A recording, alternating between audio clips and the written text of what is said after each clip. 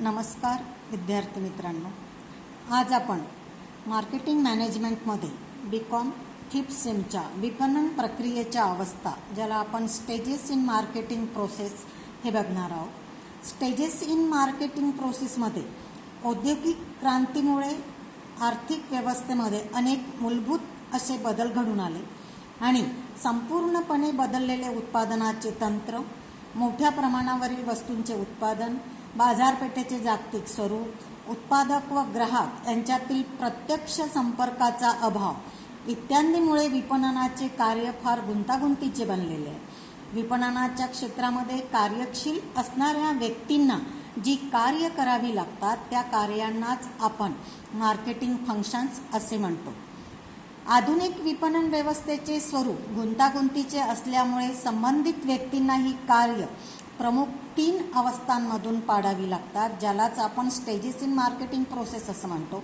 तर first stage आहे एकत्रीकरण, ज्याला म्हणतो आपण असेंब्लिंग, आणि सेकंड स्टेज आहे वितरण, ज्याला म्हणतो आपण डिस्ट्रीब्युशन, आणि थर्ड स्टेज आहे समानीकरण किंवा इक्वलायझेशन.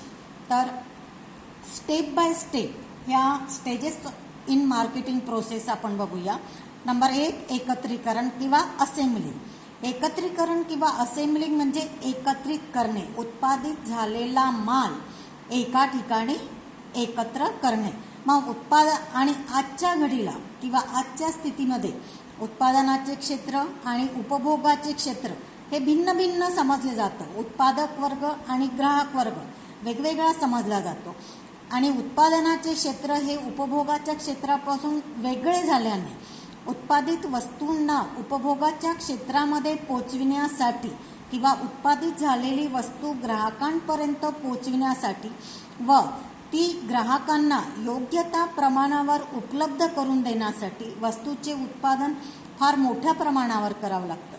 प्रत्येक उत्पादकाच्या उत्पादनाची मात्रा अल्प असल्यास आणि उत्पादक हे आर्थिक दृष्टीने दुर्बल असल्यास त्यांनी उत्पादित केलेल्या वस्तू एका ठिकाणी एकत्र करणे आवश्यक असते.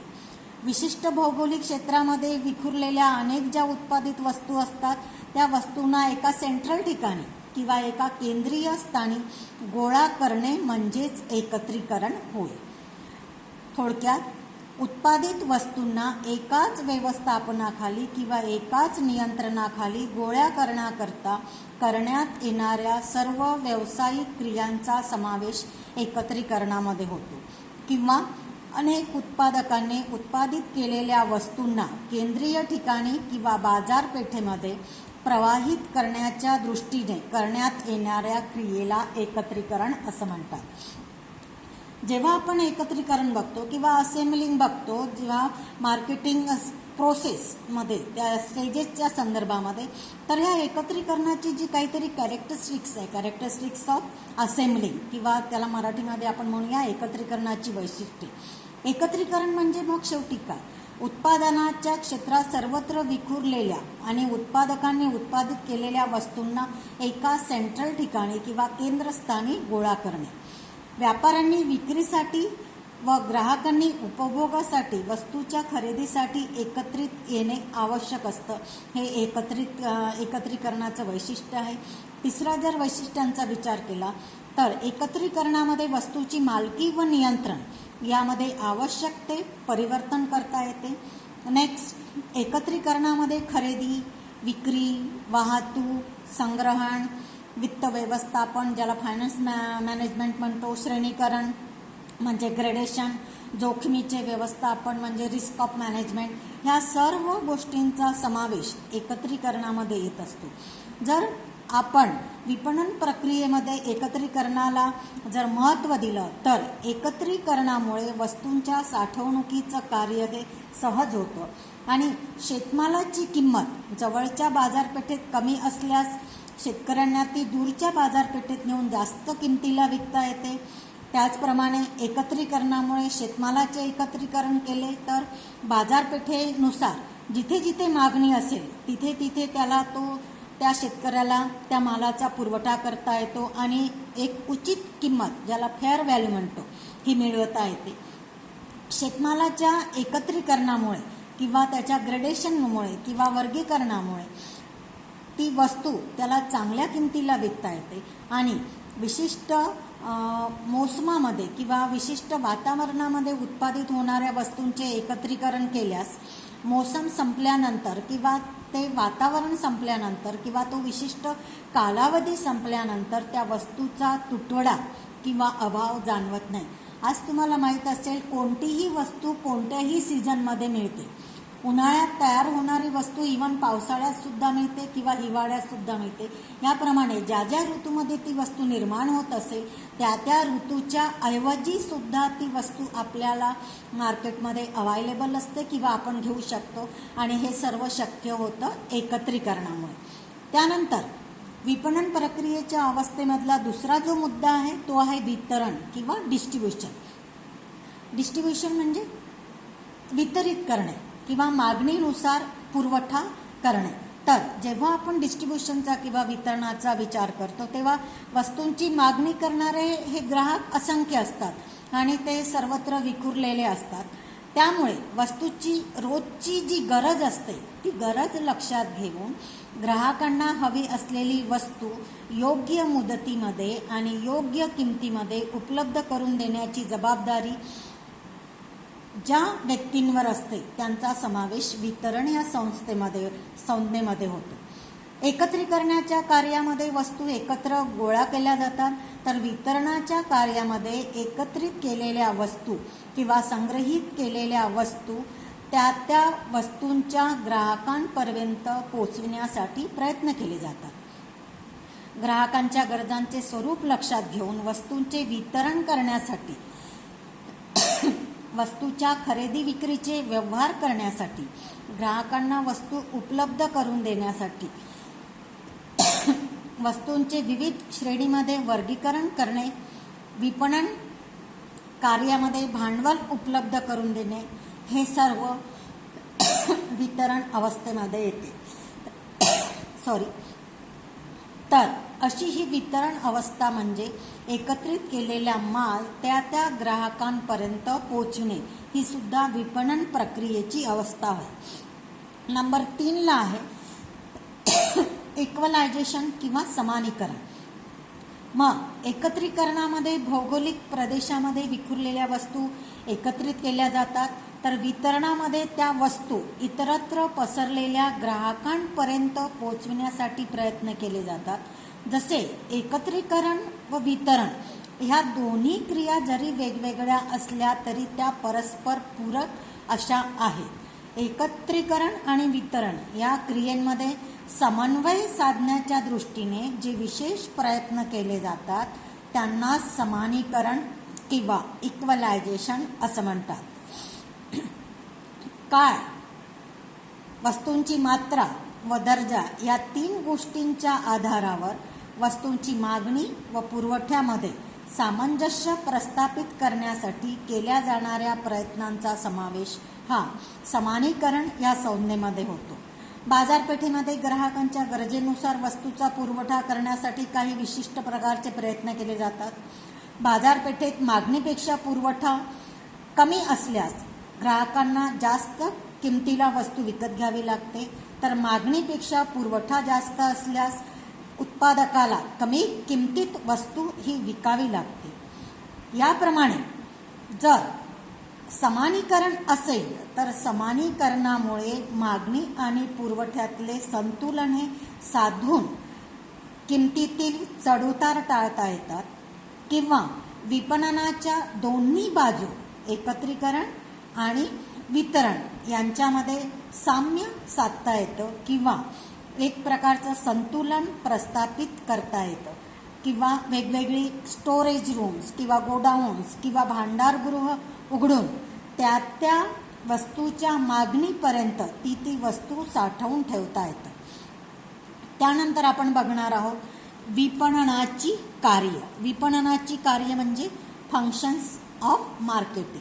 मग फंक्शन्स ऑफ मार्केटिंग किंवा विपणनाची कार्य. विपणनाच्या कार्यामध्ये विपणनाच्या क्षेत्रामध्ये अनेक लहान मोठ्या क्रियांचा समावेश असतो. विपणनाच्या क्षेत्रात करण्यात येणाऱ्या सर्व व्यवहारांचा व क्रियांचा समावेश मार्केटिंग फंक्शन्समध्ये केला जातो. वस्तू व सेवा जेव्हा आपण ग्राहकांपर्यंत प्रदान करतो त्या वस्तू ग्राहकांना योग्य वेळी, योग्य ठिकाणी, योग्य प्रकारची वस्तू योग्य प्रमाणात, योग्य किमतीवर उपलब्ध करून देणे आवश्यक असते व त्यांच्या ग्राहकांच्या गरजा भागविणे यासाठी जी विविध कार्य करण्यात येतात या सर्व कार्यांनाच विपणनाची कार्य किंवा मार्केटिंग फंक्शन्स असं म्हणतात.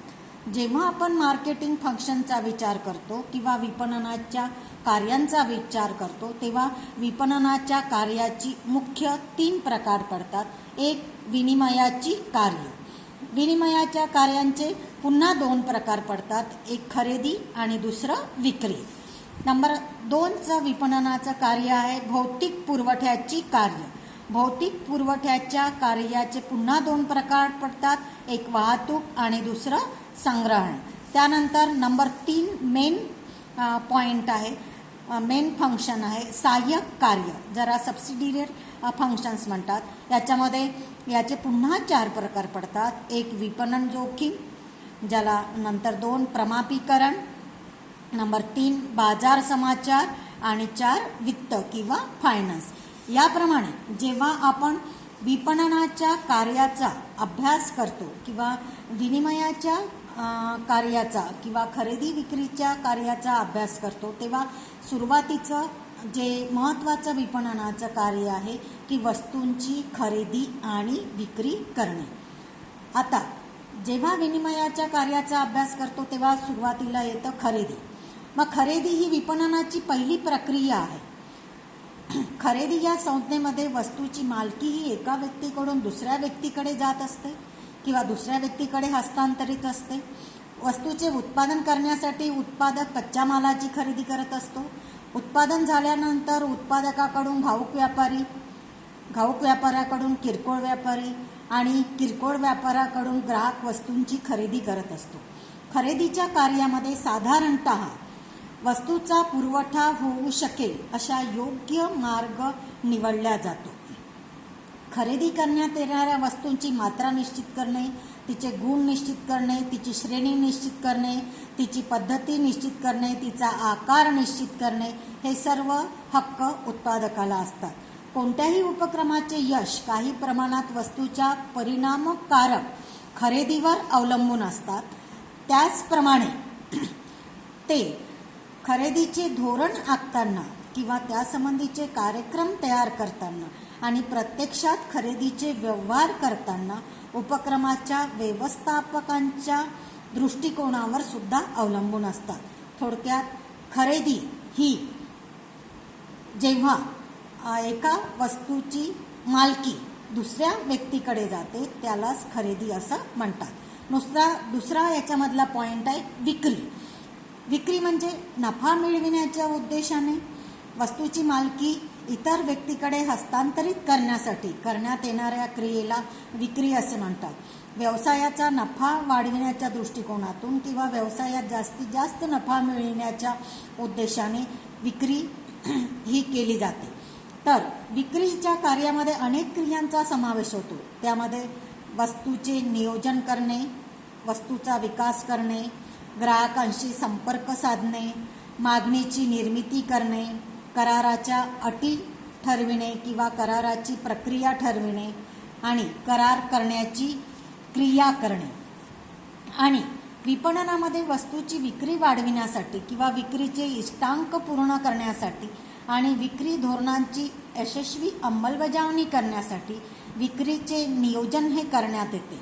कोणत्या ठिकाणी किंवा कोणत्या बाजारपेठेमध्ये मी माल विकला तर माझा जास्तीत जास्त माल विकल्या जाईल हे ठरविण्यात येतं.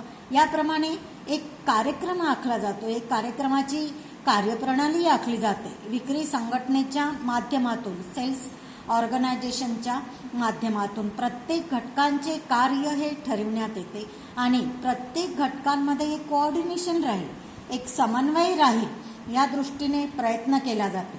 विक्रीच्या नियोजनासोबत विक्रीचे नियंत्रणही आवश्यक असतं, कारण विक्री नियोजनाचे यश हे विक्री नियंत्रणावर अवलंबून असते. विक्रीचा एक इष्टांक, ज्याला आपण टार्गेट म्हणतो, एका विशिष्ट मुदतीमध्ये गाठता यावा किंवा विक्री विभागाच्या कार्यावर येणारा खर्च नियंत्रित करता यावा किंवा विक्री संघटनांची कार्यक्षमता चांगल्या दर्जाची असावी, याकरता करण्यात येणाऱ्या सर्व प्रयत्नांचा विक्रीमध्ये समावेश होतो. त्यानंतर नंबर 2 आहे भौतिक पुरवठ्याची कार्य. भौतिक पुरवठ्याच्या कार्यामध्ये किंवा ज्याला फंक्शन्स ऑफ आपण फिजिकल डिस्ट्रीब्युशन म्हणतो, भौतिक पुरवठ्याच्या कार्यामध्ये 2 याचा समावेश होतो. Number 1 transportation. ट्रान्सपोर्टेशन म्हणजे वाहतूक. वाहतूक हे एक महत्त्वाचं विपणन कार्य आहे, ज्यामुळे उत्पादित झालेली वस्तू विशिष्ट उपभोक्त्यापर्यंत वाहून नेण्याच्या क्रियेला वाहतूक असं म्हणतात. वस्तूचे उत्पादन एका ठिकाणी होतं आणि वस्तू ती उपभोक्त्यापर्यंत पोहोचण्यासाठी वाहतुकीचीही आवश्यकता असते किंवा विशिष्ट बाजारपेठेपर्यंत ती वस्तू नेण्यासाठी ज्या साधनांचं आवश्यकता भासते त्या साधनांना आपण वाहतूक असे म्हणतो. मग ही वाहतूकसुद्धा 3 प्रकारांनी केली जाते. एक स्थल वाहतूक, जल वाहतूक आणि हवाई वाहतूक. मग जमिनीवरून होणारी वाहतूक म्हणजे स्थल वाहतूक. यामध्ये स्थल वाहतुकीमध्ये मनुष्यशक्ती, पशुशक्ती, बैलगाडी, ट्रक, रेल्वे आदींचा समावेश होतो. आणि जल वाहतूक म्हणजे पाण्याद्वारे किंवा पाण्यावरील होणारी वाहतूक. यामध्ये जहाज, नाव, बोटी यांचा समावेश होतो. आणि तिसरं असतं हवाई वाहतूक. हवाई वाहतुकीमध्ये आकाशमार्गाद्वारे होणारी जी वाहतूक असते तिला हवाई वाहतूक असे म्हणतात. विपणनाच्या विविध कार्यामध्ये वाहतुकीचे महत्त्व हे अगदी अमूल्य असे आहे. मनुष्याच्या शरीरात ज्या रक्तवाहिन्या असतात आणि जे काम करतात ते काम प्रत्येक देशाच्या आर्थिक, सामाजिक व सांस्कृतिक जीवनात वाहतुकीची साधने करीत असतात. वाहतुकीमुळे बाजारपेठेंचा विस्तार होत असतो आणि मालाचे वितरणसुद्धा शीघ्र पद्धतीने होत असते. दुसरा पॉईंट आहे संग्रहण. भौतिक पुरवठ्यांच्या कार्यामध्ये संग्रहण किंवा स्टोरेज. मग भविष्य काळामध्ये वस्तू उपयोगी पडावी यासाठी त्या वस्तूला संग्रहित करून ठेवली जाते किंवा तिला स्टोरेज करून ठेवली जाते. आणि जेव्हा त्या वस्तूची मागणी येईल तोपर्यंत ती वस्तू साठवून ठेवण्यासाठी एक विशिष्ट अशा वातावरणाची निर्मिती केली जाते किंवा विशिष्ट वस्तूंच्या वातावरणापासून सुरक्षा मिळविण्यासाठी त्या वस्तूचे संग्रहण करणे आवश्यक असते. आणि हे संग्रहण का केले जाते त्याची कारणं म्हणजे वस्तू साठवून ठेवल्यामुळे त्या वस्तूच्या किमतीमध्ये स्थायित्व येतं आणि स्थायित्व आल्यामुळे वस्तू विशिष्ट प्रकारे विशिष्ट उचित किमतीलाही विकता येतं. उत्पादित होणाऱ्या वस्तूंचे उत्पादन आणि त्याचा उपभोग या 2 क्रियामधील अंतर नष्ट करण्यासाठी स्टोरेज किंवा साठवणूक आवश्यक असते. वस्तूची साठवणूक व त्यांची वाहतूक या दोन्ही कार्यामध्ये फार जवळचा संबंध असतो. साठवणूक केल्याशिवाय वस्तूची वाहतूक करता येत नाही. आणि आधुनिक काळामध्ये आपल्या सोयीनुसार व गरजेनुसार खरेदीचा व्यवहार करीत असल्यामुळे उत्पादित वस्तूची योग्य रीतीने साठवणूक करणे आवश्यक असते व काही वस्तूंच्या साठवणुकीमुळे किंवा स्टोरेजमुळे त्या वस्तूंचा दर्जा वाढविण्यासाठी मदत होते. नेक्स्ट पॉईंट जे आहे सहाय्यक कार्य सबसिडियरी फंक्शन्स हे नेक्स्ट पिरियडला. थँक्यू.